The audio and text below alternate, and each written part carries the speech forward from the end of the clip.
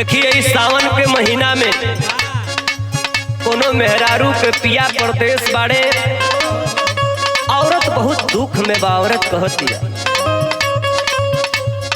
हमके भावे न सावन में कजरिया,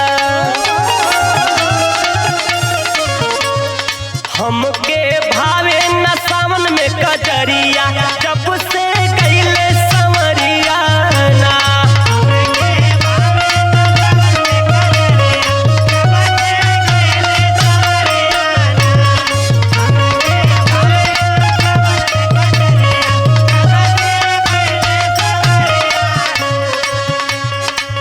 गईले संवरिया ना हो छोड़ के गईले संवरिया ना।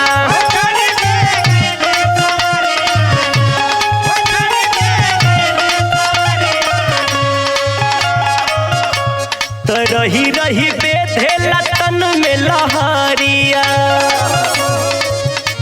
अरे रही रही बेधेला तन में लहरिया, जब से गईले संवरिया ना।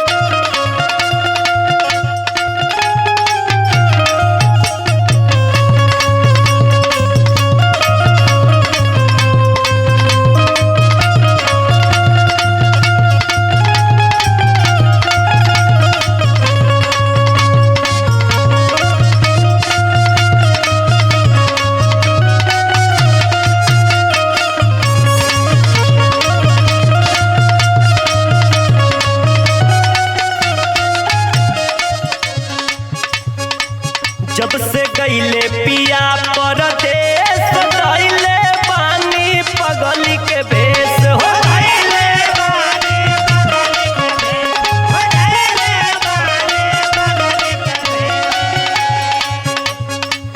जब से गईले पिया परदेश, गईले पानी पगली के भेष हो।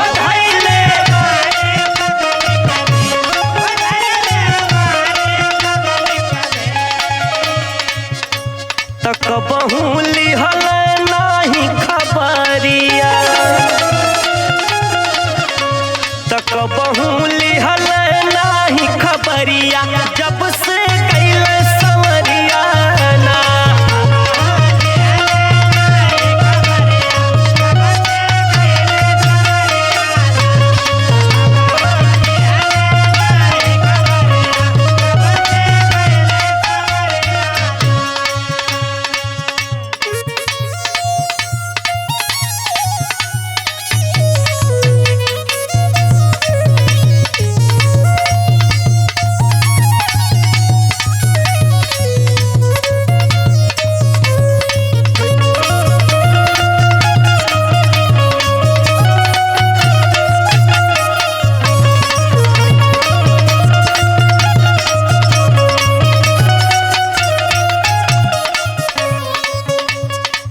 रिमझिम बरसेला सावन के बदरिया, कड़ कड़ कड़ के ला बिजुरिया हो।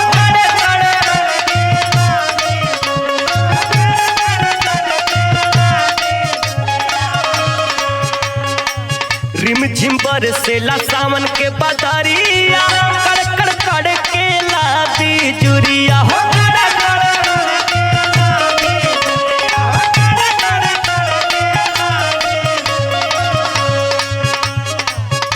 अरे देवारा के बोलिया लागे जहरिया, तो देवारा के बोलिया लागे जहरिया,